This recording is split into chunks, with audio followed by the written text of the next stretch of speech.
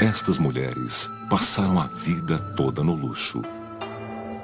Treinadas desde o nascimento na arte do prazer, elas conhecem apenas o corte do rei. Mas duas delas estão para ter uma morte horripilante. O nome de seu executor é conhecido: Sun Tzu, guerreiro, filósofo e autor de A Arte da Guerra. Esse antigo texto contém os segredos para a vitória na guerra e na vida. Agora, as táticas e estratégias da arte da guerra são reveladas em detalhes para ajudar a solucionar um mistério militar. Os resultados das maiores batalhas americanas foram previstas há 2000 anos. O livro profetizou o destino dos nazistas. Previu como o Norte venceria a Guerra Civil. E por que os Estados Unidos seriam derrotados no Vietnã? Entenda as lições da arte da guerra e você vencerá. Ignore-as e você lutará na escuridão.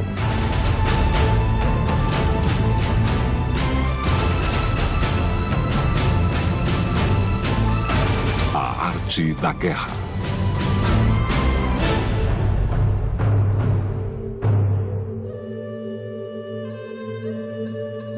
O rei He-Lu, governante do estado chinês de Wu, agonizava diante de uma ameaça iminente. Um vizinho hostil estava pronto para invadir o estado. Desesperado para defender o seu reino, He-Lu convoca uma das maiores mentes militares da história, Sun Tzu. Sun Tzu é significativo porque tem uma filosofia holística coesa sobre como abordar a estratégia. Se você ouvir Sun Tzu, se seguir os princípios dele, você será vitorioso. Se você ignorá-lo, é por sua conta e risco, porque com certeza você vai perder. Sun Tzu garantiu ao rei He-Lu que podia treinar o exército de Wu, que está em menor número, para superar e derrotar a força invasora. O rei He-Lu fez uma pergunta a Sun Tzu. Desafiou Sun Tzu de uma maneira que foi meio jocosa.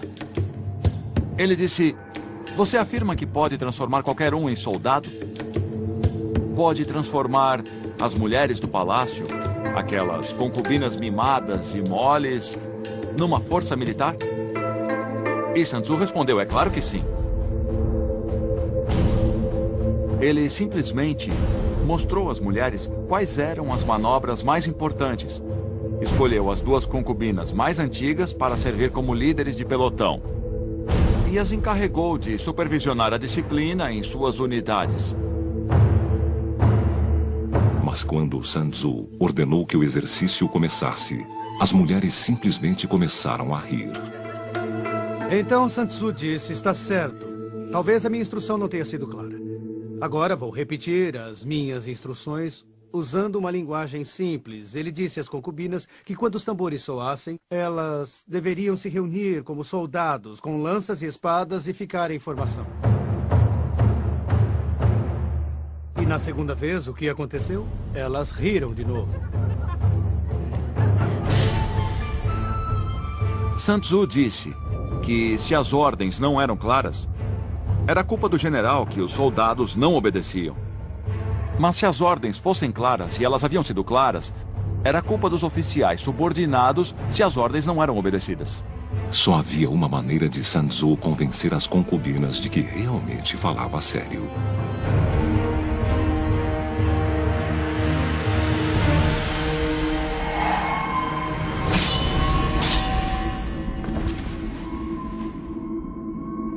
Para Sun Tzu, a guerra era uma questão de vida ou morte. Esse é o princípio básico de seus ensinamentos. E uma vez que fosse compreendido, todos, do líder até cada um dos soldados, estaria motivado para vencer. Sun Tzu nomeou 2 novos oficiais. As mulheres, então, seguiram as suas ordens sem hesitação. E a grande lição aprendida nesse incidente e uma realização trágica para o rei Helu é que até mesmo em um estado como Wu, que é relativamente fraco em termos numéricos, se comparado ao seu vizinho Shu, pode, apesar de tudo, produzir uma força militar disciplinada e eficaz, mas só se levar os ensinamentos de Sun Tzu ao pé da letra e implementá-los entre os militares.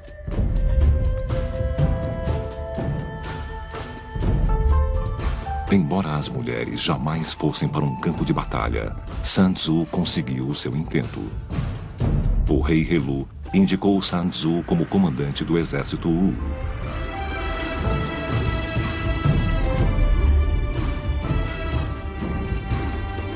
Sun Tzu então deveria cumprir a sua promessa e treinar uma força de 30.000 homens para lutar contra um exército 10 vezes maior. As estratégias e táticas que ele usou nesse confronto tornaram-se a fundação de sua grande obra, A Arte da Guerra. Sun Tzu escreveu A Arte da Guerra por volta de 500 a.C. O livro foi escrito verticalmente em tiras de bambu, cada uma com 21 centímetros. Cada tira contém de 15 a 20 ideogramas chineses. As tiras então foram minuciosamente unidas umas às outras. E nos 13 capítulos de A Arte da Guerra estão os segredos para o sucesso. Se você entende a arte da guerra e os princípios contidos nele, pode prever o resultado de guerras ou batalhas. A Arte da Guerra está repleta de ideias importantes, mas 3 princípios básicos se destacam e unificam a filosofia de Sun Tzu. Sun Tzu diz: conheça o seu inimigo e conheça a si mesmo, e em 100 batalhas você nunca correrá perigo. Em A Arte da Guerra, entender o seu inimigo é crucial para a vitória. Sun Tzu diz que vencer 100 batalhas não é o auge da habilidade, mas que subjugar o inimigo sem lutar é. A luta custa vidas e dinheiro. Sun Tzu estima o general que é mais astuto e não mais forte do que o seu oponente. Sun Tzu diz: evite a força, ataque a fraqueza. No decorrer da história, exércitos se enfrentam frente a frente no campo de batalha para mostrar a sua força e coragem. Mas Sun Tzu não liga para a glória, ele só quer vencer. Embora cada um desses princípios seja importante, pense neles como filamentos de uma corda bem forte. Individualmente eles podem ser fortes, mas quando você os junta e usa holisticamente, são impossíveis de arrebentar. Por mais de 1000 anos, os escritos de Sun Tzu ficaram ocultos, disponíveis apenas a imperadores e estudiosos autorizados. Eles foram descobertos no Japão, no século VIII, e desde então, os seus ensinamentos se espalharam pelo mundo. Mais recentemente, a Arte da Guerra deu origem a centenas de livros que aplicam os seus ensinamentos aos esportes, política e negócios. Hoje o livro faz parte do currículo de muitas escolas de guerra, inclusive o West Point. Mas como veremos, nem sempre os conselhos de Sun Tzu são seguidos, e isso quase sempre leva ao desastre. Acho que com o passar do tempo, se os generais tivessem dado ouvidos a Sun Tzu, provavelmente não teria havido muitas das sangrentas guerras de atrição sofridas pela humanidade. Ele era muito centrado na noção de como atinjo o meu objetivo com a menor quantidade de recursos e com a menor quantidade de destruição. Os princípios de Sun Tzu estavam para ser testados. Sun Tzu treinou o exército de Wu para se defender do poderoso estado de Shu, a oeste. No início dessa guerra entre Wu e Shu, quando Sun Tzu recebeu o comando de um exército de Wu, parecia que Shu tinha todas as vantagens. O exército de Sun Tzu tinha apenas cerca de 33.000 homens, enquanto as tropas de Shu tinham centenas de milhares de homens. E liderando os 300.000 guerreiros de Shu estava Nang Hua, um primeiro-ministro corrupto e com fome de poder.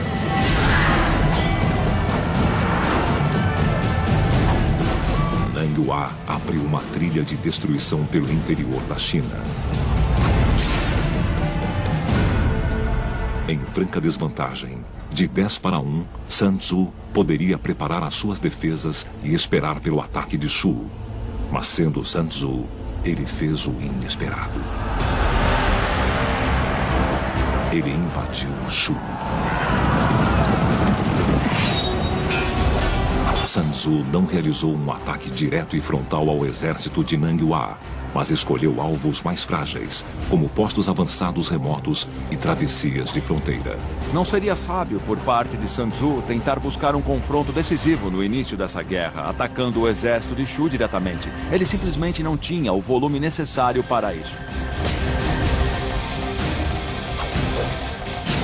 Sun Tzu atacou com uma velocidade surpreendente e eficiência brutal. Nanghua imediatamente lançou contra-ofensivas. Mas quando os reforços chegaram, os soldados de Sun Tzu já haviam partido e estavam atacando outro local. Ao obrigar Shu a manter as suas forças em movimento constante pela fronteira, ele frustrou os líderes inimigos e, ao mesmo tempo, ganhou um entendimento muito melhor da maneira como os exércitos de Shu lutavam. Após cada batalha e escaramuça, Sun Tzu ganhava um entendimento melhor de seu inimigo.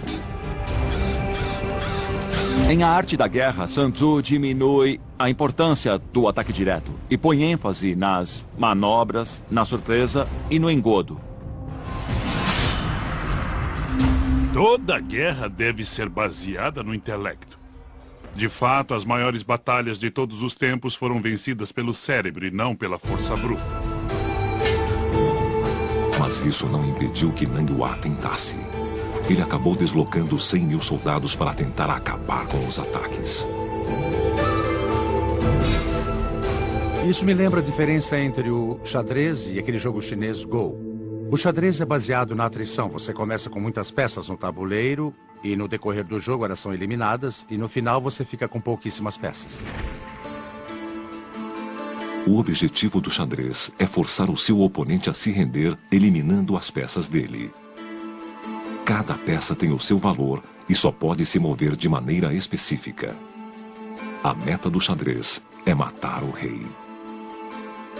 É um contraste com o jogo chinês do Go, que começa com o tabuleiro vazio e você usa o menor número de peças possível para conquistar o máximo de território que puder. E nesse sentido é uma estratégia muito eficiente em termos de recursos.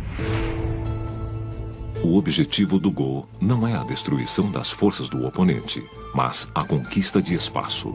A meta do Go é capturar o máximo de território com a menor quantidade de peças.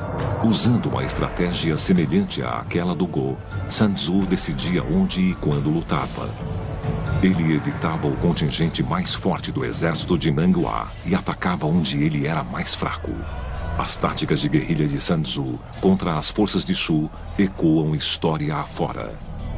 Mas é durante uma guerra infame, mais de 2000 anos depois, que elas mais ressoam. E onde o segredo derradeiro de Sun Tzu se torna mais evidente.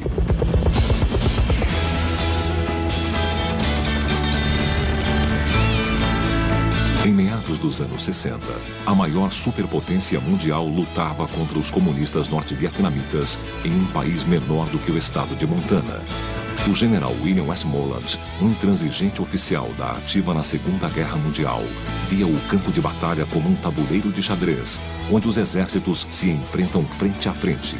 Mas, diferentemente do xadrez, o Vietnã não tinha nenhum objetivo claro para o general atacar. Foi o caso clássico de um general lutando a sua guerra mais recente, no sentido de que as lições que ele havia aprendido lá se aplicavam apenas parcialmente ao Vietnã. Não havia nenhum objetivo fixo a ser tomado, não havia nenhuma unidade fixa para ser destruída.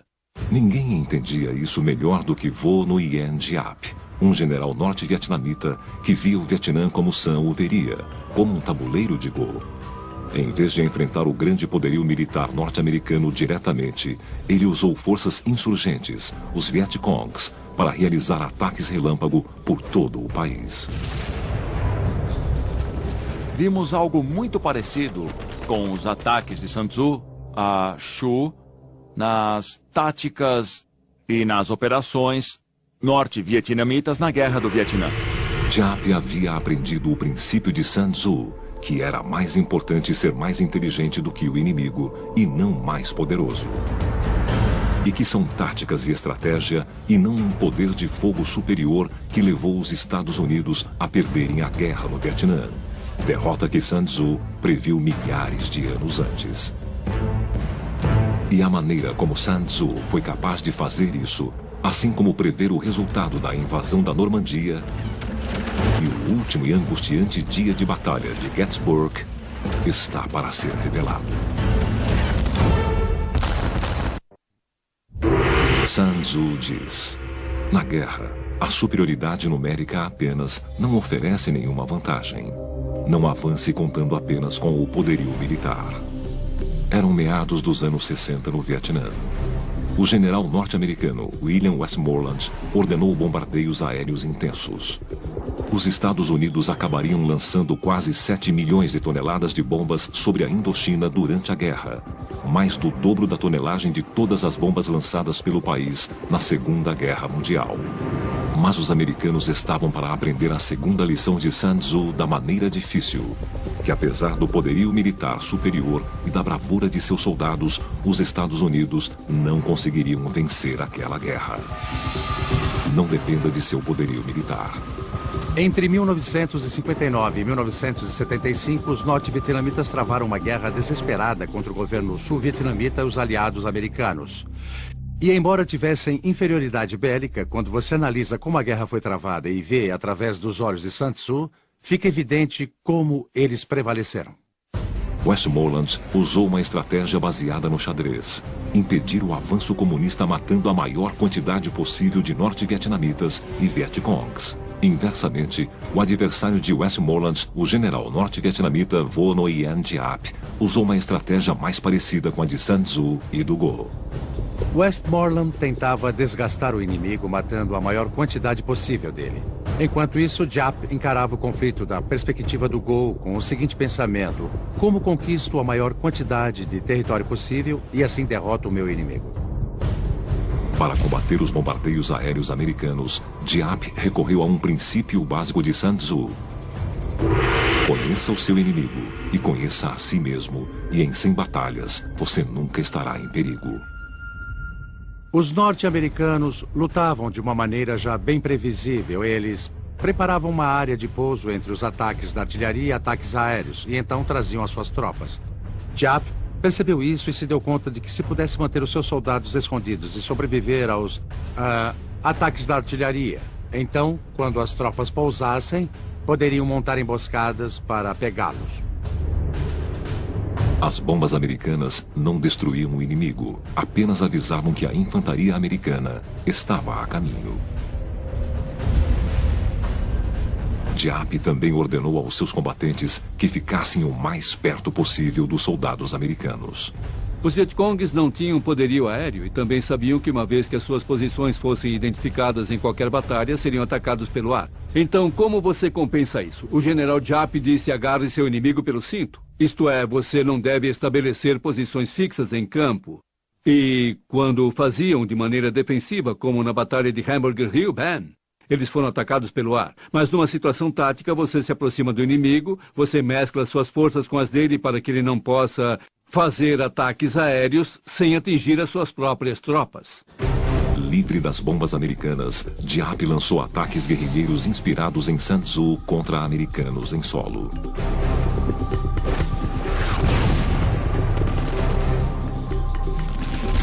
Com emboscadas, armadilhas montadas com granadas de mão e atiradores de precisão. Giap começou a fazer ataques concentrados contra os americanos.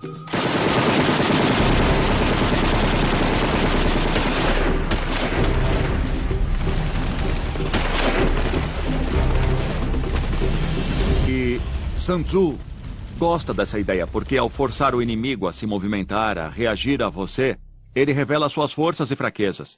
E quanto mais você sabe sobre as forças e fraquezas dele, mais pode evitar as forças e atacar e explorar as fraquezas. E a maior fraqueza dos Estados Unidos nessa guerra não era no campo de batalha. Mas nossa fraqueza não era no Vietnã. Nós nunca perdemos nada no Vietnã. Não perdemos nenhuma batalha no Vietnã. Mas perdemos na determinação do povo norte-americano em continuar com a guerra. Giap percebeu isso desde o início e sabemos que ele não tentou nos derrotar no Vietnã. Ele tentou nos derrotar nos Estados Unidos. Giap sabia que se pudesse fazer o povo norte-americano se voltar contra a guerra, poderia derrotar o poderio militar norte-americano. No início da guerra, cerca de 80% dos americanos apoiavam a ação militar no Vietnã. Entre 1965 e 1967, o presidente Johnson aumentou o contingente americano dramaticamente, de 190 mil para quase 500 mil. Mas mais soldados era sinônimo de mais fatalidades. Entre 1959 e 1965, os americanos haviam perdido 2.000 homens em batalha. Mas em 1966, o número saltou para 6.000 e então em 1967 saltou para 11.000.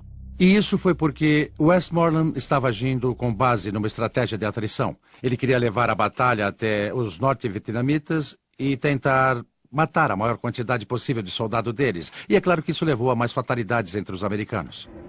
Ignorando o aumento na mortalidade e o potencial revés político, Westmoreland insistiu na estratégia do xadrez. Não se vence guerras vencendo batalhas. Esse é um conceito muito arcaico. Os romanos aprenderam isso. Eles lutaram por 40 anos na Espanha, lutaram por 30 anos na Inglaterra e ainda assim não conseguiram subjugar os insurgentes. As batalhas, guerras e operações militares não são nada mais do que meios para um fim. Meios para a realização de metas estratégicas, certo? E a propósito, essas metas frequentemente são políticas. O que acontece com os militares é, como costumávamos dizer no exército, entrou na chuva é para se molhar. Os militares têm um truque que é a guerra, e o que acontece conosco agora, na atualidade? A guerra e as batalhas se tornam um fim por si só, sem levar em consideração se levam ou não à meta estratégica derradeira, que é acabar com a motivação do inimigo. Mas não importava o quanto o campo de batalha ficasse sangrento, a motivação dos vietnamitas nunca se acabava. Certa vez, Giap afirmou que estava disposto a perder 10 homens para cada americano.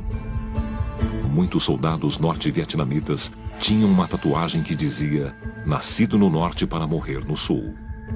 E Giap sabia que essa diferença o levaria a derrotar os americanos, que então tinham mais de 500 mil de soldados no Vietnã, muitos dos quais não queriam estar lá. Acredite, todos os recrutas só queriam dar o fora de lá. Todos chegavam lá com um dia de retorno, que era a data de expectativa de retorno para casa, ao país. Então, eles já chegavam lá pensando nisso, na data fixa que deveriam voltar para casa. E era muito duro treiná-los para o tipo de coisas que as forças de operações especiais têm de fazer para lutar contra insurgentes. Então, se juntar tudo isso, verá que foi um fracasso de pensamento estratégico, uma falha em apreciar o contexto cultural no qual as coisas ocorriam e, inevitavelmente, chegar à conclusão de que eles não conseguiram criar táticas eficazes. Para combater a insurgência guerrilheira de Giap, Westmoreland lançou missões de busca e destruição por todo o sul do Vietnã. Ele acreditava que estava conseguindo eliminar os insurgentes Vietcongues de Giap. Contudo, um relatório do Pentágono, divulgado após a guerra, mostra o quanto ele estava errado. O que descobriram em mais de 80% dos casos em que as tropas americanas lutaram contra as tropas Vietcongues foi o fato de que era o inimigo que escolhia a hora e o lugar das emboscadas. Que realmente não estávamos buscando e destruindo nada. E que realmente, se o inimigo não queria lutar, ele só nos deixava tropeçando no mato. Mas quando ele queria lutar, escolhia a hora e o lugar. As táticas de guerrilha de Giap estavam funcionando. Mas, de repente, a sua estratégia, inspirada em Sun Tzu, foi contrariada por seus oficiais comandantes. Eles ordenaram que Giap planejasse uma ofensiva direta, em grande escala, contra as forças norte-americanas.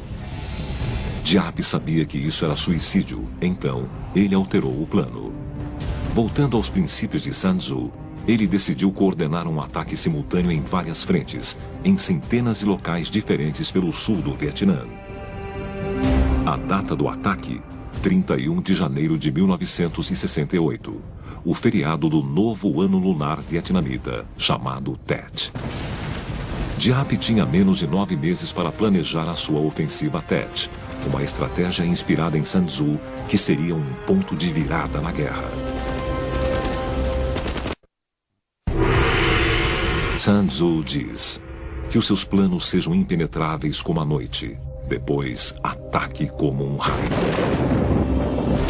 Durante a Guerra do Vietnã, o general norte-vietnamita Vo Nguyen Giap preparava sua ofensiva Tet em segredo absoluto. E assim como o mestre Sun Tzu, Giap depositou a sua fé em seus espiões. Sun Tzu dava muita importância aos espiões e, de fato, devotou todo um capítulo a diferentes tipos de espiões e como eles poderiam ser usados. Sun Tzu teria ficado impressionado com a rede de espiões do general Giap no Vietnã do Sul.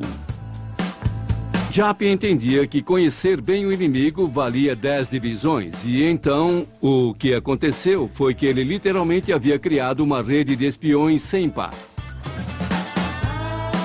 Cada barman, cada motorista de táxi, cada dançarina de boate, qualquer um que lidasse com americanos, era uma fonte de informação em potencial para os Vietcongues.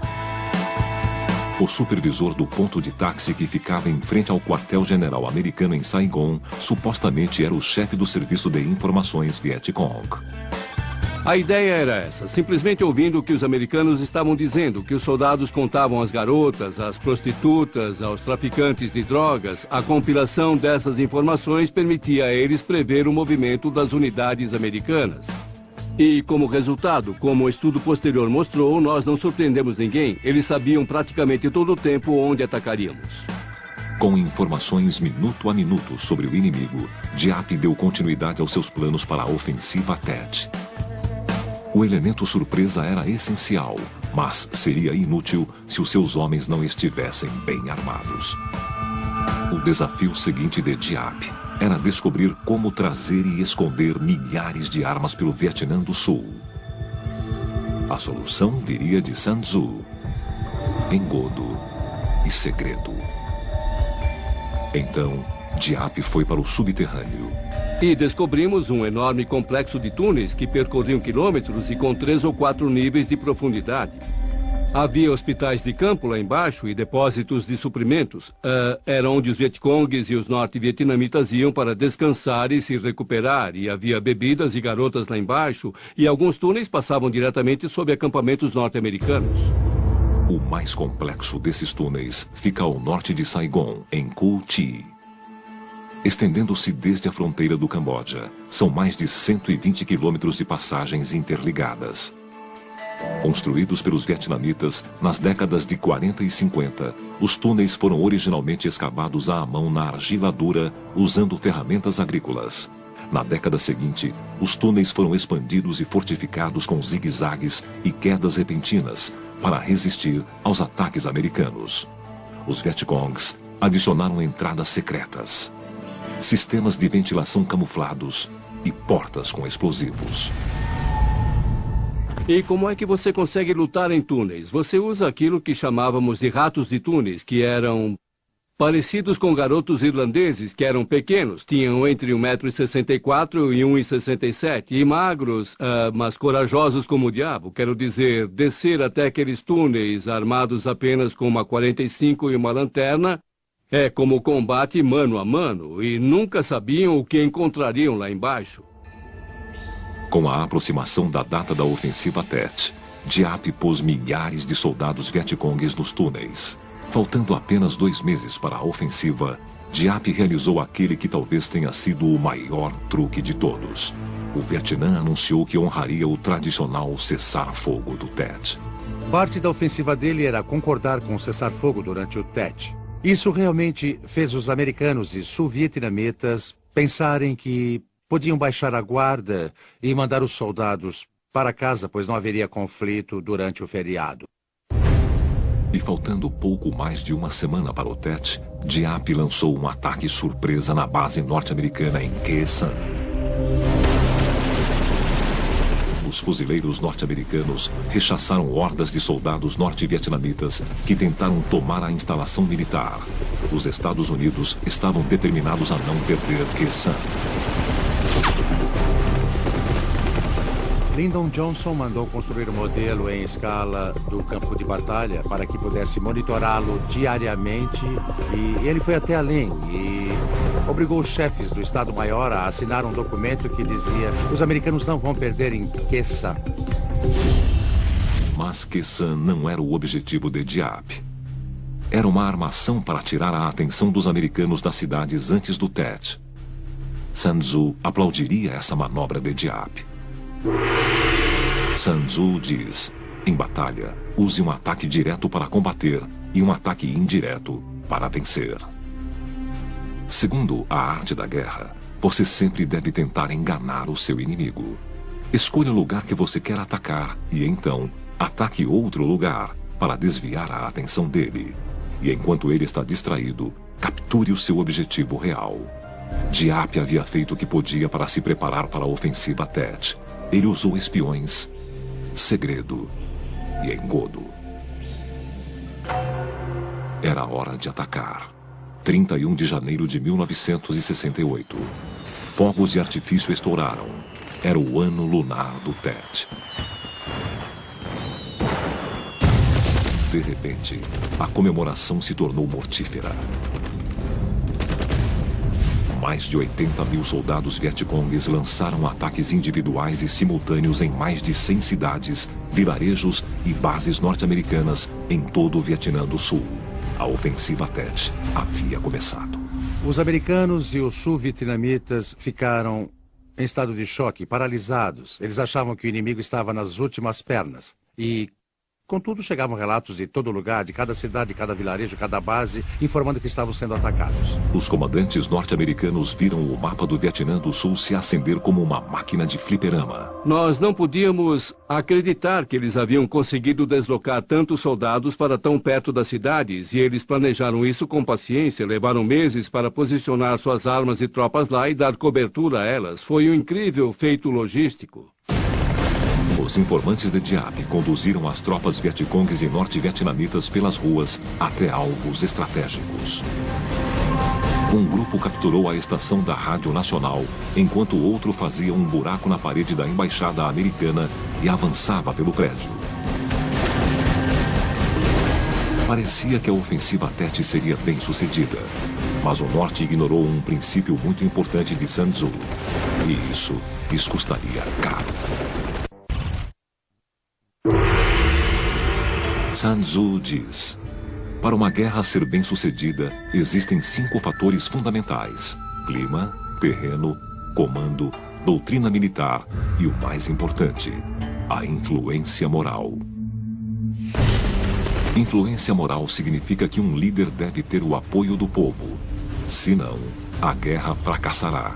E essa é uma pista importante para solucionar um mistério de 2000 anos. Sun Tzu previu a derrota americana no Vietnã? Durante o progresso da ofensiva Tet em 1968, os vietcongues carregavam listas negras e assassinavam simpatizantes dos sul-vietnamitas à vontade. E um dos massacres mais brutais aconteceu na cidade de Hue. Eles massacraram 5.000 pessoas em Hue. Muitas delas funcionárias do governo, cujo único crime era trabalhar para uma agência governamental. E eles também eliminaram, literalmente exterminaram, centenas de freiras, cujo único crime era ser freiras católicas.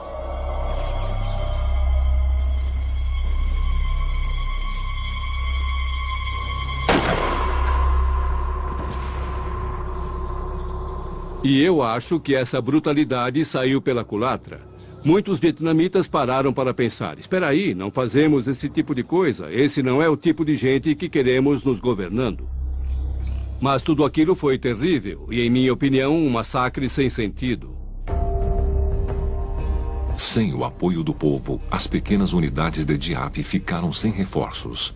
Eles ficaram sem saber o que fazer e sem nenhum meio de se comunicar uns com os outros. Então, as forças norte-americanas entraram e devastaram as fragmentadas tropas norte-vietnamitas.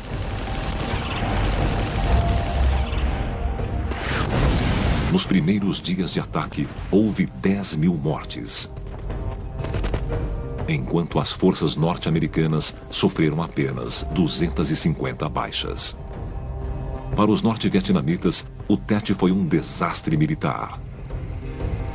Mas o conceito de influência moral de Sun Tzu vale para os dois lados. Quando os americanos viram as imagens da ofensiva Tet na televisão, o apoio à guerra rapidamente se dissipou. E o efeito que isso teve foi reverter totalmente a opinião das pessoas sobre a guerra. Achávamos que estávamos vencendo no Vietnã, mas descobrimos que estávamos perdendo a guerra. E acho que naquele momento tudo nos Estados Unidos mudou. Deve manter o apoio popular. Apesar de perder a batalha, Diap estava a caminho de vencer a guerra, derrotando os Estados Unidos onde mais importava: em casa.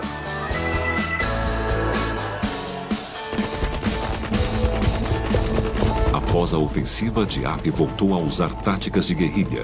Em 1975, praticamente sem o apoio militar dos Estados Unidos, Saigon finalmente caiu nas mãos do exército norte-vietnamita. E no final da guerra, o coronel norte-americano Harry Summers se reuniu com líderes norte-vietnamitas para negociar a retirada americana. Harry Summers, durante uma reunião em Hanoi com o coronel norte-vietnamita Tu, provavelmente estava ficando meio zangado com tudo e falou grosso com o coronel vietnamita. Bom, a verdade é que nunca nos derrotou no campo de batalha.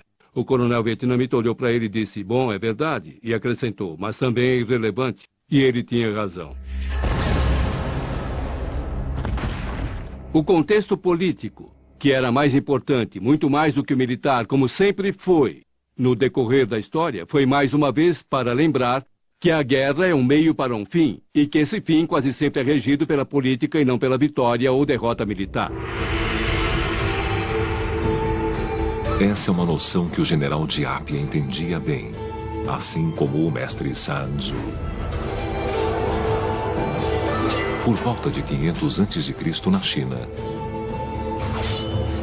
a campanha de ataques relâmpago de Sun Tzu contra o reino de Chu estava funcionando.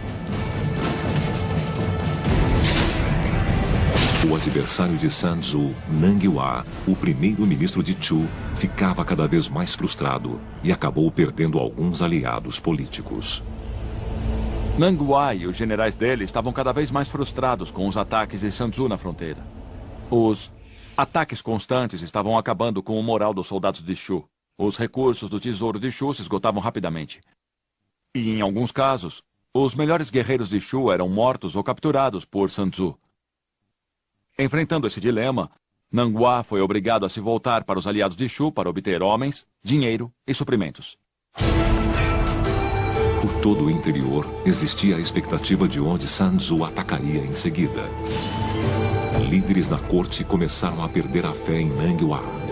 E os aliados começaram a passar para o lado de Sun Tzu. Mas essa deslealdade teve um preço. Nang Hua deslocou o seu exército para destruir um aliado no norte, chamado Tsai. Quando a capital estava para ser atacada, o duque de Tsai pediu ajuda a Sun Tzu. Sun Tzu então enfrentava uma situação aparentemente sem saída. Se não fizesse nada, o seu aliado seria destruído. Se tentasse salvar o seu aliado, Nang Hua esmagaria o seu exército. Mas para Sun Tzu, a solução era simples: liderar uma pequena força de ataque na direção de Tsai como isca para afastar Nang Hua da cidade. É um princípio básico dos ensinamentos de Sun Tzu. Para fazer o seu inimigo se deslocar, atraia-o com uma isca que ele vai engolir. A ideia por trás disso é, em certo sentido, conseguir dominar as manobras ou controlar a movimentação inimiga através da sua própria manobra. Nang Hua imediatamente abandonou o cerco a Tsai e mobilizou o seu exército para interceptar Sun Tzu. Sun Tzu salvou o inimigo sem desembainhar a espada. Mas conseguiria salvar a si mesmo? Embora Sun Tzu tenha sido bem-sucedido em fazer Nang Hua abandonar o cerco a Tsai, aparentemente ele caiu numa armadilha. Estava cercado pelas forças de Nang Hua. Sun Tzu pôs seus homens num local onde não havia possibilidade de recuar. Ele os colocou num campo de morte. Sun Tzu diz: ponha os seus soldados diante da morte certa, onde não existe escapatória. Eles não fugirão nem sentirão medo. Não existe nada que não possam realizar. Sun Tzu havia estudado cada aspecto da guerra, incluindo a psicologia dos homens que enfrentavam a morte iminente. E Sun Tzu diz que quando os homens sabem que estão diante da morte, eles serão transformados, assim, da noite para o dia, em lutadores, que lutarão com tudo somente para vencer. Era exatamente onde Sun Tzu queria os seus soldados, em um campo de morte. Mas outro exército também enfrentou esse problema. Mas o que estava em jogo era o destino do mundo. 6 de junho de 1944. Na Segunda Guerra Mundial, tropas aliadas invadiram a Europa. Eles desembarcaram nas traiçoeiras praias da Normandia, na França.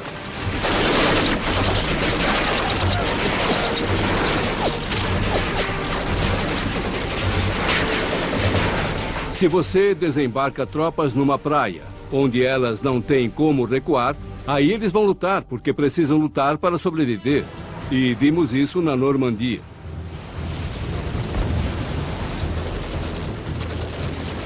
O que aqueles homens passaram foi quase inacreditável. Porque quando você vê aquelas praias e vê o que aqueles homens tiveram que enfrentar, naquele momento você sofre um verdadeiro choque. E fica-se muito orgulhoso de ser americano, pelo menos em minha opinião.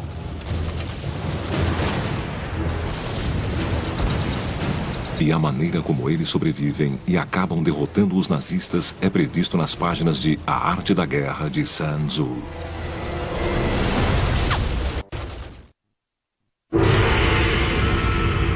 Sun Tzu diz: toda guerra é um engodo.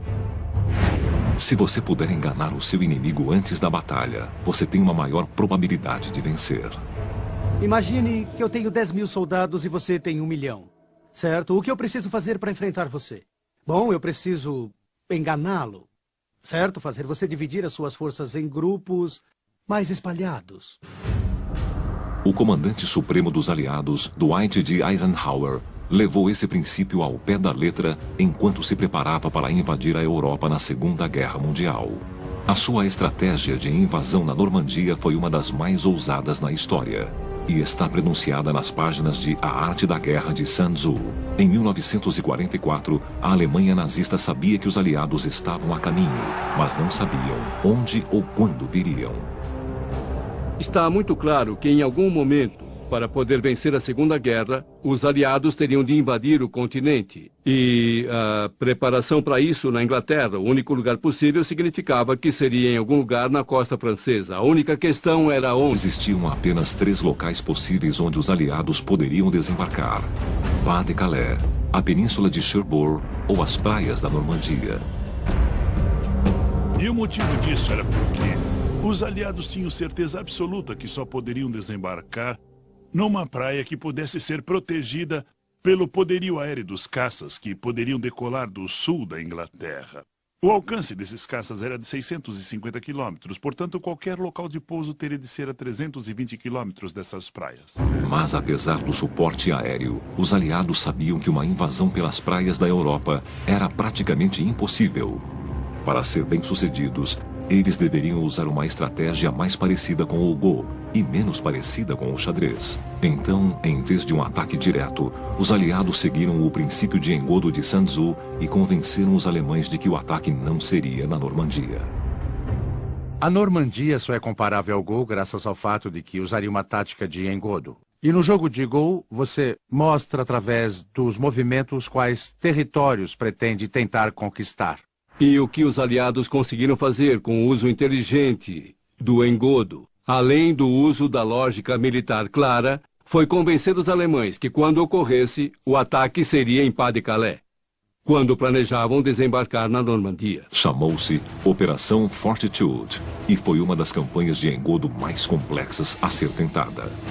Os aliados criaram um exército falso que aparentemente estava pronto para atacar em Calais. Eles usaram tanques, aviões e caminhões infláveis para enganar o reconhecimento aéreo e fotográfico alemão. Eles deslocavam os tanques e caminhões à noite e soldados munidos de roletes faziam as marcas dos pneus no chão para parecer que tropas realmente haviam se deslocado durante a noite. O exército fantasma precisava ser visto e ouvido. Então, soldados do exército aliado emitiram horas intermináveis de transmissões via rádio sobre a movimentação de tropas e suprimentos. Por um lado, você imaginaria que esse era um trabalho engraçado porque só mandava mensagens falsas. Mas, por outro lado, era um trabalho muito importante e se eles fossem desleixados ou não fizessem bem, acabaria com o propósito do plano de Engodo. Eisenhower mostrou o seu exército falso para os alemães, mas manteve a sua força de combate real em segredo absoluto. E por várias semanas, a sua campanha de Engodo foi bem sucedida. Mas, um mês antes da invasão da Normandia no dia D, os aliados receavam que o seu segredo tivesse sido descoberto.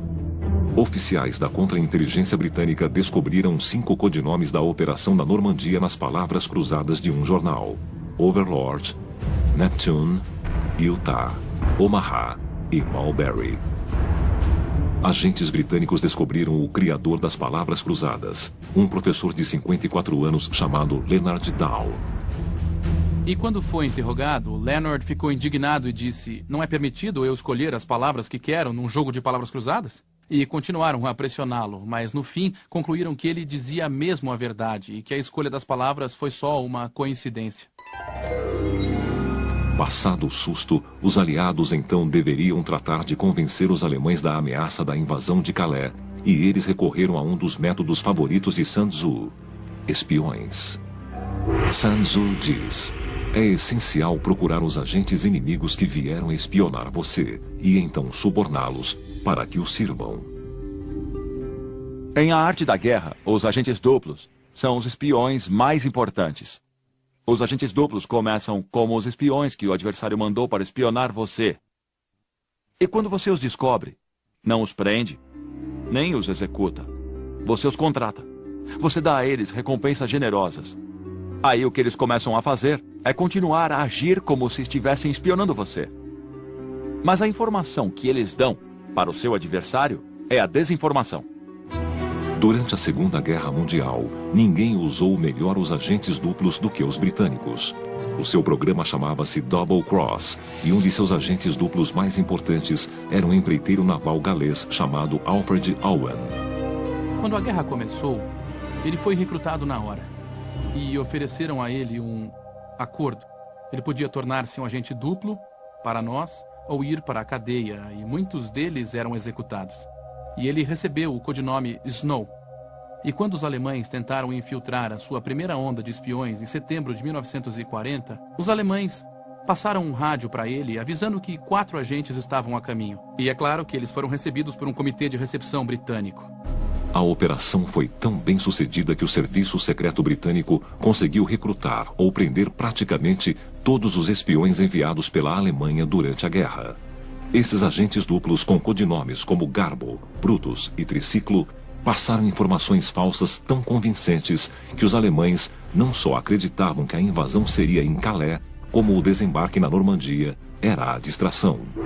Sun Tzu diz: um general sábio alcança uma grandiosidade muito além dos homens comuns através da previsão.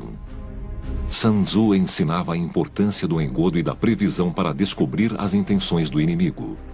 E os aliados tiveram sucesso na previsão decifrando os códigos alemães. Durante anos, os alemães acreditavam que a sua máquina de codificação, chamada Enigma, era totalmente indecifrável.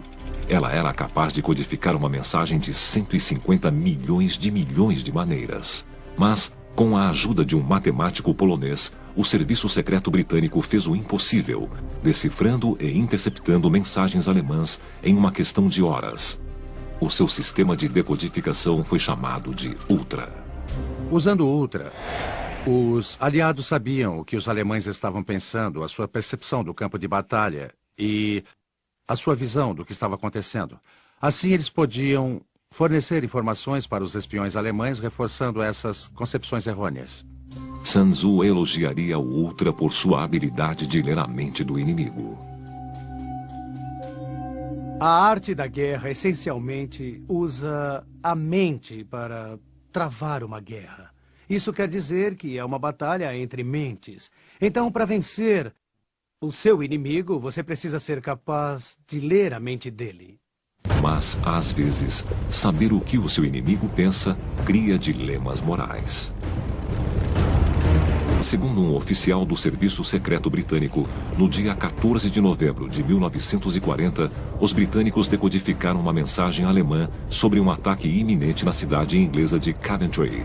Se Churchill tentasse proteger a cidade, os alemães saberiam que ele estava lendo as mensagens deles. Devia ter sido uma posição muito difícil para ele se encontrar e uma decisão muito difícil para ele tomar. E nesse caso em particular, ele estava de olho na vitória dos aliados a longo prazo. E ele, essencialmente, sacrificou os cidadãos de Coventry que se perderam naquela noite. Coventry foi devastada pelo ar. A destruição foi tão grande que os alemães cunharam uma nova frase, Coventryted, para descrever a destruição total de uma cidade. A história é controversa, pois não há evidências palpáveis para sustentar a afirmação de que Churchill foi avisado sobre o ataque a Coventry. Com a aproximação do dia D, através do Ultra e de sua rede de espiões, os aliados descobriram que os nazistas ainda acreditavam que a invasão viria por Calais. Ainda assim, atacar a Normandia seria difícil, pois os alemães haviam estabelecido defesas ao longo de toda a costa. Sun Tzu elogiaria a preparação dos aliados para o desembarque e a sua maestria no engodo, mas condenaria o que fizeram quando chegaram lá.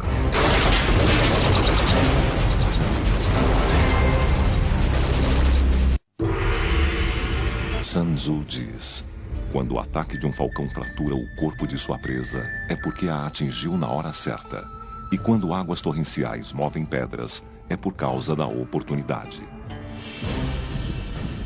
Sun Tzu acredita que até o mais bem executado dos ataques pode ser arruinado se a oportunidade for perdida. A invasão da Normandia mostra que Sun Tzu poderia ter previsto o seu resultado cerca de 2000 anos antes. Após meses de preparativos e engodo, Eisenhower lançou o seu ataque contra a França ocupada pelos alemães. 150.000 soldados apinhados em centenas de pequenas lanchas deixaram a Inglaterra e cruzaram o Canal da Mancha. Eles desembarcariam em 5 praias diferentes na França, que receberam o codinome Juno, Sword, Gold, Utah e Omaha. Quando as lanchas se aproximaram das praias, 15.000 aeronaves e 7.000 navios realizaram um ataque coordenado nas praias. Em alguns dos locais de desembarque, os soldados aliados encontraram pouca resistência. Mas em praias como Omaha, foi o inferno na terra. Para muitos dos soldados aliados nas lanchas de desembarque, os momentos antes da abertura das portas seriam os seus últimos. Foi um caso de coragem sem par diante de um grande horror. Se você puder imaginar as lanchas de desembarque chegando à praia, quando se aproximavam da praia, os soldados nas lanchas podiam ouvir as metralhadoras disparando do lado de fora. As metralhadoras haviam sido posicionadas para o que eles chamavam de linha de coordenação final. Eles disparariam ao máximo na frente daquele barco para que, quando a porta abrisse, as balas penetrassem e matassem 2 ou 3 soldados por vez. E muitos rapazes morreram exatamente assim.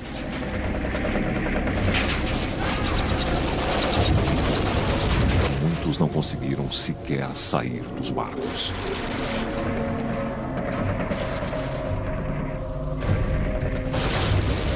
Para o soldado afortunado, o suficiente para sobreviver à rajada inicial das metralhadoras, o pesadelo só estava começando. Ele então tinha de atravessar quase 200 metros de terreno repleto de minas, com o peso adicional de equipamentos molhados e pesados. Depois, atravessar mais 100 metros de praias repletas de arame farpado.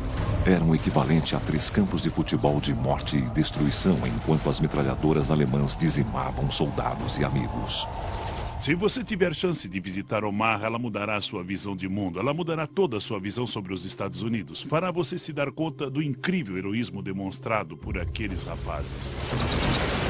Os aliados sobreviveram ao campo de morte, exatamente como Sun Tzu previu, lutando juntos, sem nunca desistir. Foi um horror sem comparação. E ainda assim eles continuaram avançando. E você imagina por quê? Como você motiva soldados a fazer isso? E talvez Sun Tzu seja de fato brilhante aqui. Você os obriga a fazer aquilo porque não existe outra alternativa senão a morte. O que você vai fazer? Largar o equipamento e voltar a nado para a Inglaterra? Não havia nenhum plano de evacuação a não ser que estivesse ferido. E não havia como se recusar a sair do barco. Então, em certo sentido, ao colocar aquela quantidade de soldados na praia, está fazendo como Sun Tzu, porque está pondo o exército numa situação em que precisa lutar ou morrer. E eles lutaram. Lutaram bem e sobreviveram. Os aliados também se beneficiaram de outro princípio de Sun Tzu, pois o líder de seu inimigo os subestimou. Sun Tzu diz: é essencial para a vitória que os generais não sejam tolhidos por seus líderes. A estrutura do comando aliado dava autoridade total ao general Eisenhower como comandante supremo de todas as forças na frente ocidental. E sob ele havia 4 comandantes.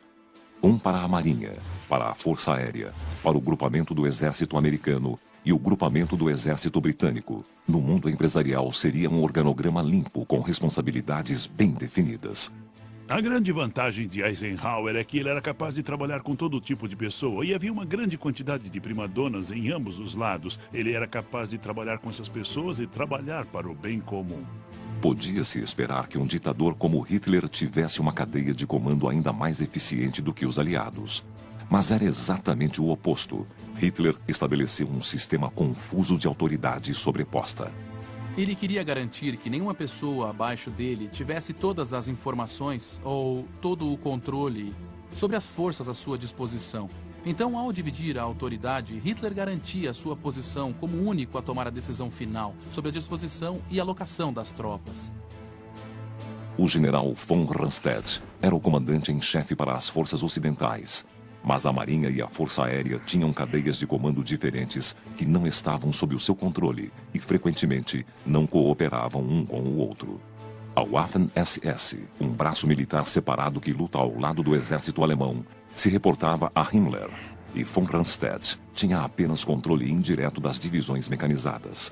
4 unidades de tanques estavam sob o seu comando, mas os outros 6 estavam divididos entre os grupamentos B e G do exército. Era uma confusão total.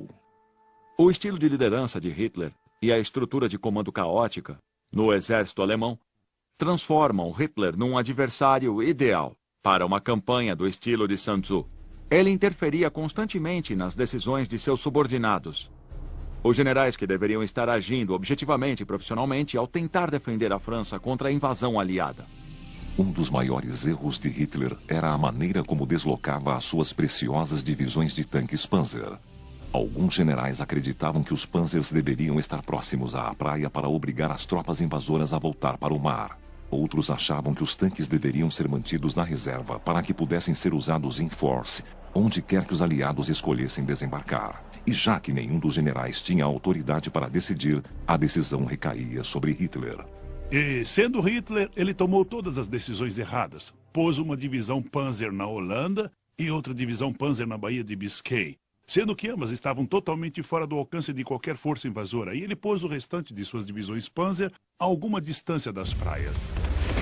A falha de Hitler é um exemplo perfeito do motivo pelo qual Sun Tzu diz que os grandes generais devem ficar livres para conduzir a guerra, sem a interferência do líder. Quando você analisa a estratégia da defesa alemã na França ou na Normandia, ela está dividida entre como a defesa deve ser posicionada, quais forças estavam disponíveis para defender as praias e quais forças realmente estavam disponíveis para reforçar as praias ou reforçar as tropas alemãs no local da invasão. Porque não era uma só pessoa que tinha o controle de todas as forças, como Eisenhower tinha do lado aliado. Os aliados fizeram o impossível. Com coragem e determinação, as tropas conseguiram ocupar todos os locais de desembarque na Normandia. Apesar de todo o planejamento complexo envolvido na invasão da Normandia, foram as táticas das pequenas unidades e os camaradas lutando lado a lado que acabou vencendo a Batalha das Praias, e é isso que aparece em toda a história. Sun Tzu teria ficado maravilhado com a precisão e a execução da invasão. Mas breve, os aliados encontraram um inimigo novo e completamente inesperado. Um labirinto de sebes, ou cercas vivas gigantescas e impenetráveis, naquela que é conhecida como a região de Bocage, na França. Parecia que os aliados haviam realizado esse feito incrível e milagroso, e haviam mesmo desembarcaram um exército nas praias da Normandia. Mas então seu avanço foi impedido, na região das Sebes. Eles não haviam previsto isso, apesar dos aviões de reconhecimento aéreo terem fotografado essas cercas vivas. O planejamento aliado simplesmente presumiu que eram como as sebes num quintal suburbano, e que tinham de 1,20 m a 1,5 m. Mas essas sebes antigas, de quase 2.000 anos, têm de 6 a 9 metros de altura e são extremamente densas. Elas não podem ser escaladas, tanques não podem manobrar através delas em segurança, e explosivos denunciaram a posição de uma unidade. A região das Sebes, na Normandia, ameaçava destruir totalmente a oportunidade que os aliados precisavam criar. O exército americano é um exército mecanizado e não se pode deslocar tanques e caminhões rapidamente pelas Sebes, que são muito densas. O avanço dos aliados foi totalmente impedido. Passaram-se 40 dias e eles alcançaram apenas os seus objetivos do 5º dia. As fatalidades chegaram a mais de 78.000. A invasão inteira estava ameaçada. Mas a solução para escapar desse labirinto enorme está nas páginas do livro de Sun Tzu, A Arte da Guerra.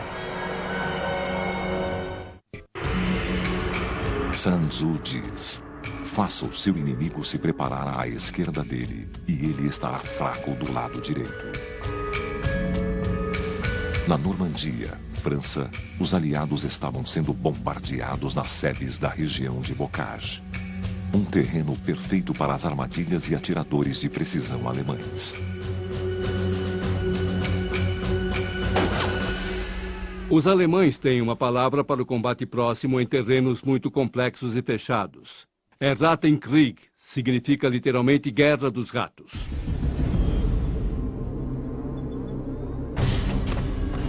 Essencialmente quer dizer que a guerra é reduzida praticamente ao combate individual, 1 ou 2 homens contra 1 ou 2 outros, porque o terreno, nesse caso as sebes, não permitem manobras. Não permitem que você use os seus avanços tecnológicos, como a artilharia, o poderio aéreo e a mobilidade dos tanques, e os ponha em uso.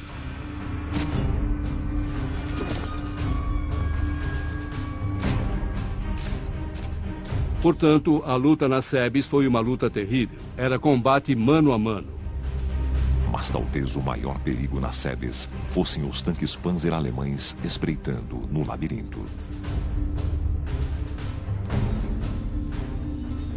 Na verdade, os britânicos tinham um panfleto sobre como caçar tanques. Eles enviavam equipes especializadas de indivíduos com bazucas ou Piats, como os exércitos britânicos e canadenses chamavam, para realmente caçar tanques e para inutilizá-los. E o manual, na verdade, o compara a uma caçada a grandes animais, onde você espreita um tigre ou um elefante e tenta apanhá-lo. Finalmente, os aliados criaram uma estratégia inspirada em Sun Tzu para ajudar a livrá-los da carnificina na região de Bocage. O plano era atrair a maior parte das forças alemãs lutando em Bocage para a cidade de Cannes, deixando para trás um grupamento enfraquecido. Primeiramente porque Cannes tinha campos de pouso e eram os mais próximos de Paris. Então os alemães estavam relativamente certos que atacaríamos por Cannes. O plano aliado começou com a Operação Goodwood, um ataque aéreo fulminante contra a cidade de Cannes. Os alemães engoliram a isca e deslocaram as suas divisões Panzer para longe de Bocage, deixando apenas 1,5 divisão para trás, para segurar as forças norte-americanas nas sebes. Os Estados Unidos imediatamente aproveitaram a oportunidade e realizaram um ataque aéreo fulminante sobre o restante das divisões de tanques Panzer alemãs na chamada Operação Naja. Sun Tzu diz que você deve se comportar como a cobra. Por quê? Para que quando você é atacado pela frente, a retaguarda reforça a frente. Você ataca na retaguarda e a frente pode reforçar aquele ponto. E se você é atacado no meio, as duas laterais podem entrar. Então, para Sun Tzu, na verdade, é o inimigo que está atacando você. E sua resposta precisa ser flexível. Com praticamente todos os tanques alemães destruídos, as forças norte-americanas conseguiram fazer um buraco na linha alemã com artilharia, tanques e infantaria. Finalmente, após semanas de frustração, os aliados conseguiram sair do bocage. A Operação Goodwood, em Cannes, e o sucesso da Operação Naja na região do bocage mudaram a equação estratégica. Os aliados, antes estagnados, voltaram à plena força. Durante toda a invasão da Normandia, a mão invisível de Sun Tzu levou os aliados à vitória, através do uso que fizeram do engodo, previsão e de uma estrutura de comando superior que motivou o exército inteiro a lutar como um só. Sun Tzu diz: o exército vencedor percebe as condições para a vitória primeiro e então luta. O exército perdedor luta primeiro e só depois busca a vitória. A batalha entre os reinos de Wu e Chu prosseguia. A pequena força Wu de Sun Tzu estava em um campo de morte. Eles estavam cercados pelo exército de Nanghua, o primeiro-ministro de Chu.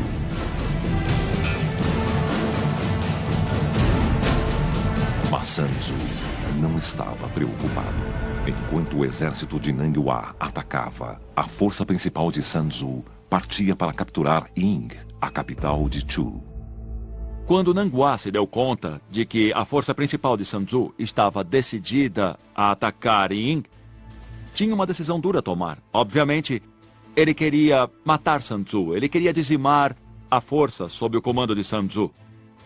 Mas enquanto não achava que a força de Wei, o grosso da força de ataque, era uma ameaça à capital Shu, ele temia que o defensor de Ying, um outro general, receberia o crédito por defender a capital contra as forças de Wu. E como resultado, ele recuou rapidamente para defender Ying. Esse seria o erro mais colossal de Nanghua durante a guerra.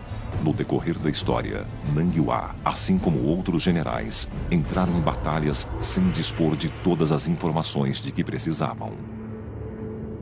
Milhares de anos depois, no interior da Pensilvânia, mais um general entrou em batalha sem saber o que o esperava. Foi o general confederado Robert E. Lee, que alguns consideram o maior comandante na história norte-americana. Contudo, em Gettysburg, Lee não observou a sabedoria de Sun Tzu e pagou um preço terrível. Sun Tzu diz: nação alguma já se beneficiou da guerra prolongada. A Guerra Civil Americana é o cenário de pesadelo de Sun Tzu. Um impasse sangrento que acabaria custando mais de 620 mil vidas. De longe, a guerra mais mortífera na história americana.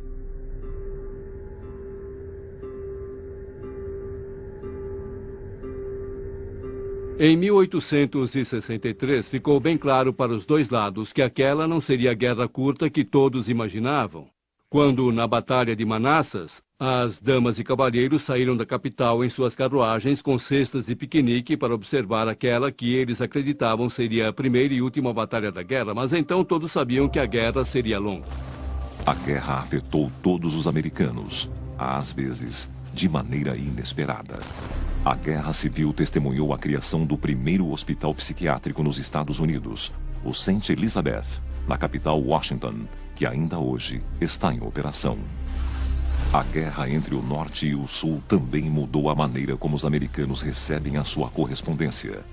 Um agente do correio de Cleveland ficou tão perturbado ao ver as esposas e filhos ansiosos se enfileirando em sua agência dos correios que ele instituiu, pela primeira vez, a entrega domiciliar. Contudo, a maioria dos lares recebia apenas notícias de falecimento. Os urubus campeiros perceberam que quando viam um exército, cedo ou tarde haveria carne para comer. E enquanto as tropas se deslocavam, frequentemente, centenas de urubus campeiros voavam acima deles, apenas esperando pela carnificina, pelas feridas abertas, para arrancar os seus olhos e comer as suas entranhas como se fossem outra carniça qualquer. É uma cena pavorosa, mas toda guerra é assim. Às vezes é horripilante. Os hospitais de campanha da Guerra Civil eram açougues humanos, com braços e pernas empilhados. Só do lado da União foram realizadas cerca de 40 mil amputações e apenas 24 mil com o uso de anestesia.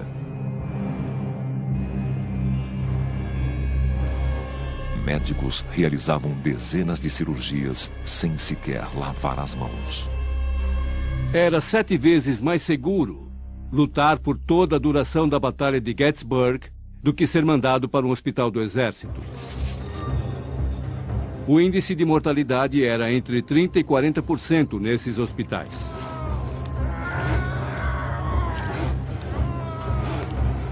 Portanto, amputar um membro era apenas uma parte. Depois havia o problema da gangrena, da supuração e da infecção.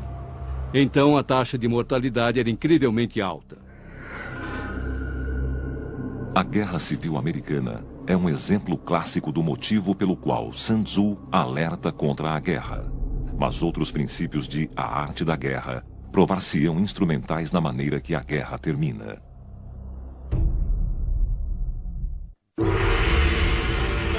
Sun Tzu diz: aqueles que sabem lutar trazem o inimigo para o campo de batalha, não são trazidos por ele. Pensilvânia, 1863. A Guerra Civil era um empate sangrento. No final de junho daquele ano, o general confederado Robert E. Lee audaciosamente deslocou o seu exército de quase 60 mil homens para o território da União. Embora a maioria das batalhas na Guerra Civil Americana fosse travada no Sul, Lee decidiu que era o momento de invadir o território da União.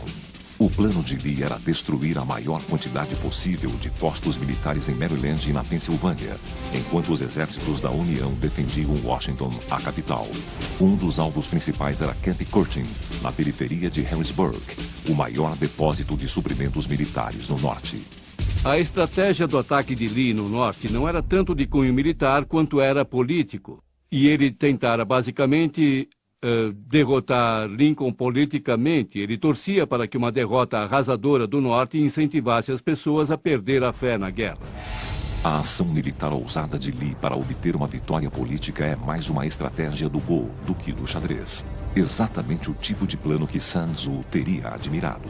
Mas à medida que o grosso das forças de Lee avançava pelo norte em Gettysburg, houve uma escaramuça entre duas unidades da cavalaria. Reed, um general confederado, tinha uma divisão em Cashtown e queria se deslocar para Gettysburg para pegar sapatos que havia em uma fábrica lá.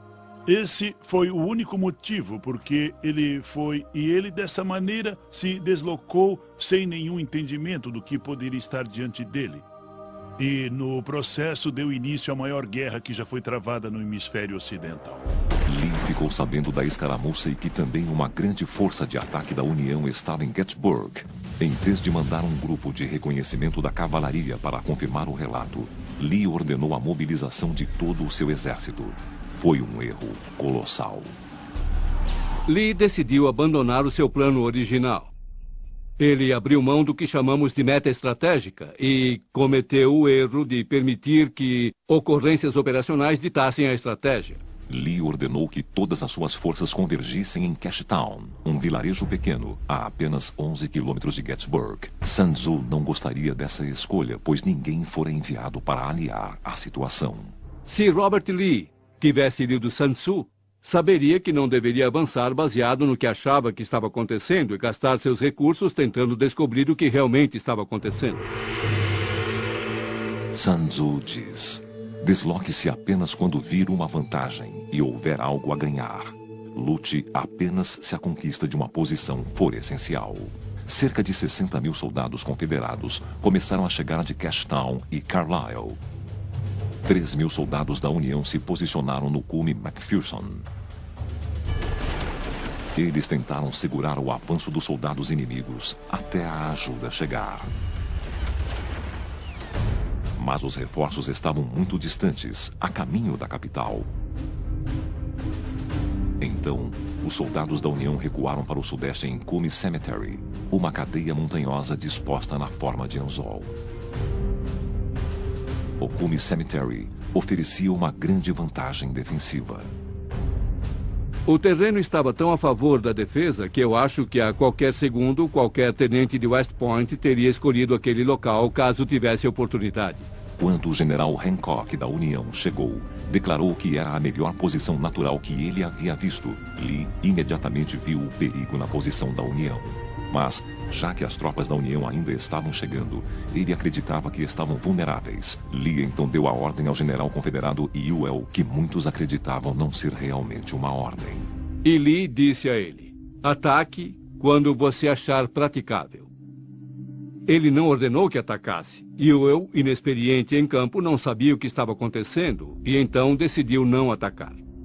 Ewell decidiu que não era praticável porque os soldados dele estavam cansados e que estavam exaustos e ele queria descansar. Embora alguns critiquem Ewell por não seguir as ordens, nas palavras de Sun Tzu, a culpa foi de Lee. Se nós analisarmos aquela famosa conversa entre o rei Helú de Wu e Sun Tzu, naquele incidente com as concubinas do palácio, vemos que a clareza nas ordens é essencial. Naquele momento, Sun Tzu disse: se as ordens não são claras, a culpa é do general. Em Gettysburg, vemos Lee dando ordens que não eram claras e bastante ambíguas a seus subordinados. Os reforços da União logo chegaram e fortaleceram a posição deles. Lee teria de lutar morro acima. Sun Tzu diz: quando o inimigo ocupa terrenos altos, não o confronte. E se ele atacar morro abaixo, não se oponha a ele.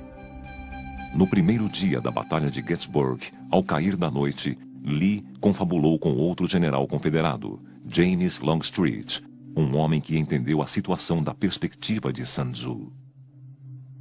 Longstreet queria que Lee abandonasse a ideia de atacar a União em um terreno alto. Em vez disso, ele queria marchar para o sul, contornando o Cume Cemetery, e então para o leste, na direção da capital. E isso forçará o exército da União a sair do topo Cemetery e nos atacar onde estamos. E se nos atacarem, nós venceremos. Isso teria sido exatamente o que Sun Tzu teria recomendado. Mas Lee disse não.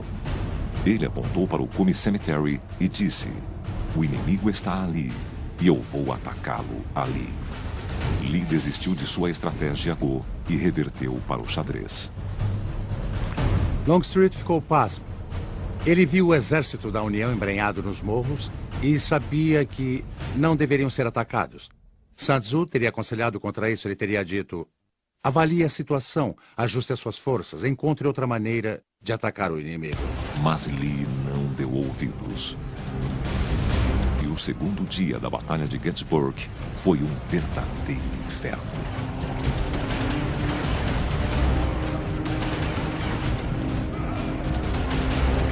Pastagens bucólicas foram transformadas em campos de morte.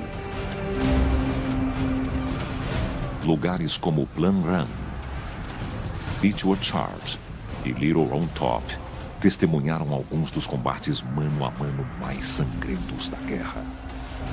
O mais terrível do combate mano a mano são as lembranças. E durante grande parte da guerra, você poderia puxar o gatilho e talvez ver alguém cair. Talvez, mas no geral não.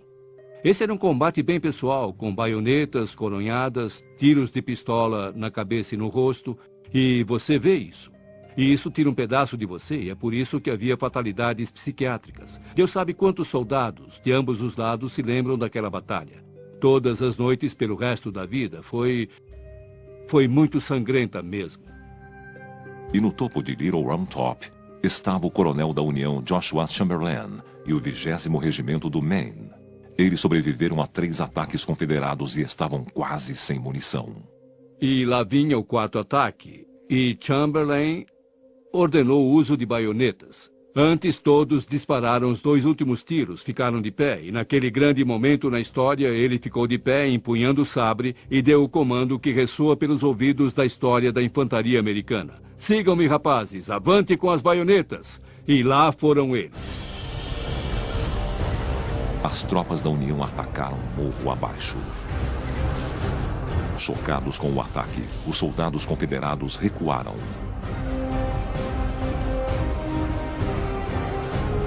E, contrariando a sorte, a União defendeu Little Round Top. O princípio de Sun Tzu, de nunca atacar um inimigo em terreno alto, se mantém. Mas isso não impediu Li, pois ele ignoraria Sun Tzu mais uma vez e ordenaria que os seus homens atacassem morro acima mais uma vez. Sun Tzu diz: existem alguns exércitos que não devem ser enfrentados e algumas posses que não devem ser contestadas. O sol nasceu no 3º dia da Batalha de Gettysburg. Apesar dos milhares de cadáveres espalhados pelos campos, Robert E. Lee, o general confederado, estava para ordenar que seus soldados atacassem morro acima mais uma vez. Uma das coisas que você nunca deve fazer numa guerra é nunca apostar numa situação sem saída. Siga o conselho de Sun Tzu. Use um ataque para explorar uma vitória. Nunca use um ataque para se recuperar de uma derrota. E Longstreet entendia isso. O general Longstreet novamente sugeriu a Lee que deveriam dar a volta no Cuny Cemetery e ameaçar Washington, a capital, para extrair a União das terras mais altas. Longstreet entendeu que os confederados estavam numa posição terrível. Estavam em menor número, não tinham o controle do terreno mais alto, haviam sofrido baixas terríveis nos últimos 2 dias de combate e não existia nenhuma chance real de expulsar o exército da União do terreno mais alto. Mas Lee sentia que os homens dele já haviam se sacrificado demais para voltar. Lee deu a ordem para atacar. A carga da infantaria foi liderada pelo major-general George Pickett. E diz a história que Longstreet estava sentado lá e Pickett disse: devo atacar, general. E Longstreet apenas baixou a cabeça e olhou para longe. General, devo atacar? E Longstreet novamente olhou para o outro lado. Aí ele disse: general, eu vou atacar. E mais uma vez Longstreet olhou para o lado. Ele nunca deu a ordem de atacar. Ele sabia que era suicida. No sufocante calor de julho, 12.500 soldados confederados, liderados por Pickett, fizeram uma marcha determinada, atravessando um campo aberto de quase 1,5 km de extensão. Enquanto avançavam agrupados, milhares foram derrubados pela artilharia e pelo fogo de rifles da União. Não havia onde se abrigar. Praticamente não havia distância entre as forças da União e as forças confederadas. E as forças da União foram capazes de apenas permanecer atrás dessas posições reforçadas e disparar nos confederados. E então os confederados não tinham como se defender. Mas, atestando a coragem dos homens de Pickett, eles continuaram avançando até em cima. E havia uma unidade inteira de um batalhão da Carolina do Sul que marchou direto na direção da artilharia de Rhode Island. Ela foi destruída por um disparo de canhão. A unidade inteira morreu na hora. O tiro saiu destroçando soldados, membros, cabeças, olhos. Havia sangue por todos os lados.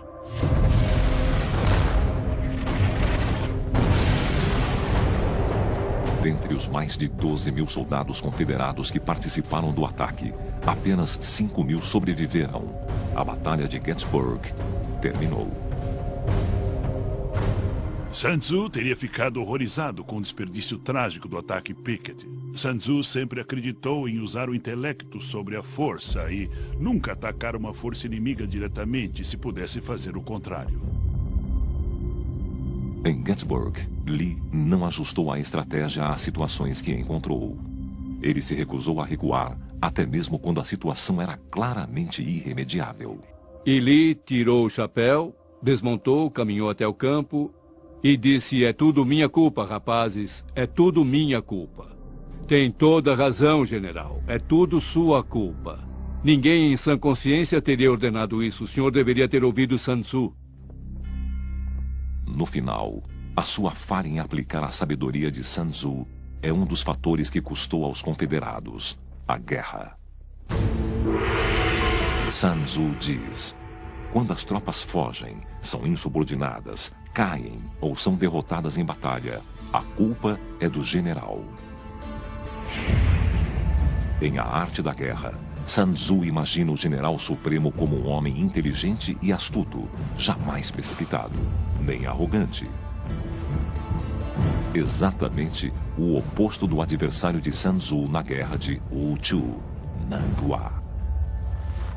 Sun Tzu é totalmente contra o comportamento impulsivo, o comportamento precipitado, ou fazer o exército marchar dobrado para conquistar a vitória. Pois na mente de Sun Tzu, a vitória vem de um estudo pensado, de cálculos detalhados e muito bem preparados. Embora Nanghua tivesse um exército maior e mais poderoso, usando a inteligência, Sun Tzu mostrou que era o mestre. Nanghua correu para a sua capital, acreditando que Sun Tzu estava prestes a invadi-la.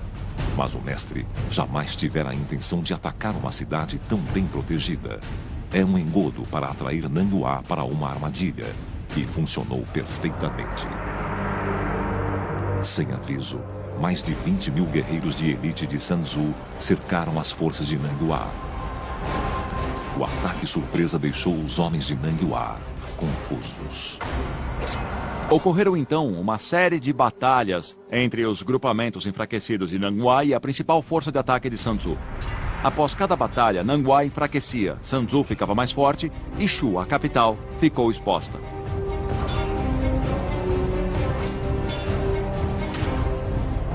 Sun Tzu se juntou à sua força principal e atacou o desorganizado exército Chu.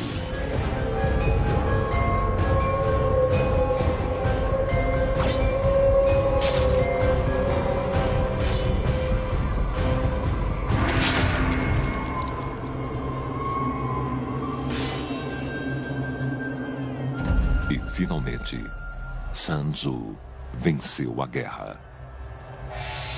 Através da preparação, engodo e ataques indiretos, Sun Tzu conseguiu conquistar uma das maiores vitórias da história.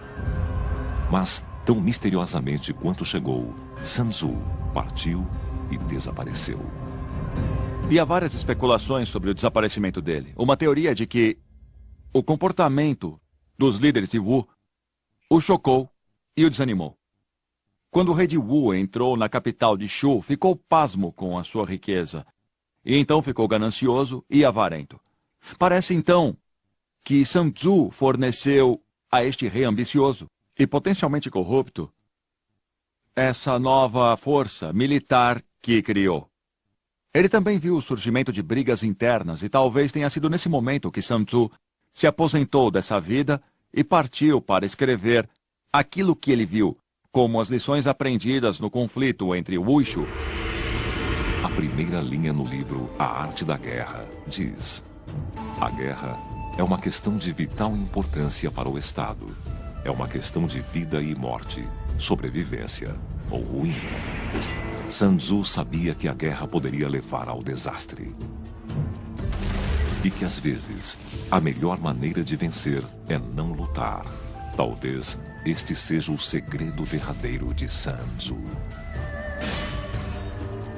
Frequentemente, nações entram em guerra sem se preocupar com o custo que essa guerra terá, não só em dinheiro, mas também em termos de sofrimento humano, não só para eles mesmos, como também para os civis e as crianças do país no qual você está lutando. Esse é o tipo de coisa que encontramos no texto de Sun Tzu, que diz que antes de ir para a guerra é melhor pensar bem e perguntar a si mesmo se os motivos pelos quais você está lutando valem a pena o custo total da guerra ou se existe outra saída. Como Sun Tzu diz, os zangados podem ficar felizes de novo, mas os mortos não podem ser trazidos de volta à vida. Ainda assim, alguns historiadores acreditam que o gênio por trás de A Arte da Guerra, na verdade, não era Sun Tzu, mas sim vários estrategistas. Embora sua existência ainda seja discutida, o seu legado não. Hoje, a arte da guerra é lida por generais, diretores de empresas e técnicos de esportes profissionais. E embora ofereça um vislumbre das batalhas do passado, pode nos preparar para as guerras do futuro. Sun Tzu é muito relevante para nós hoje, porque as regras que ele estabeleceu em 400 a.C. são as mesmas regras que aplicamos nas guerras hoje, ou deveríamos aplicar. As recomendações para a guerra indireta que aprendemos com o legado Sun Tzu são o segredo para as guerras de hoje, porque hoje não há como lutar as guerras diretas pesadas e convencionais, porque nenhum exército vai nos atacar de maneira convencional. Nós teremos de usar os métodos indiretos para lidar com o inimigo que Sun Tzu recomendou. E quanto mais rápido aprendermos, maior a chance de sucesso nas guerras futuras.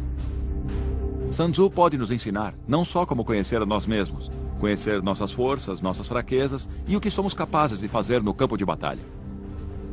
Mas também nos lembra constantemente de que é tão ou mais importante cultivar uma compreensão profunda e fundamental dos nossos adversários, para melhor atingirmos as nossas metas. E é por isso que o livro é um legado eterno. No decorrer da história, os princípios de Sun Tzu guiaram os resultados da guerra. Devemos, então, acatar a sua sabedoria ou lutar na escuridão.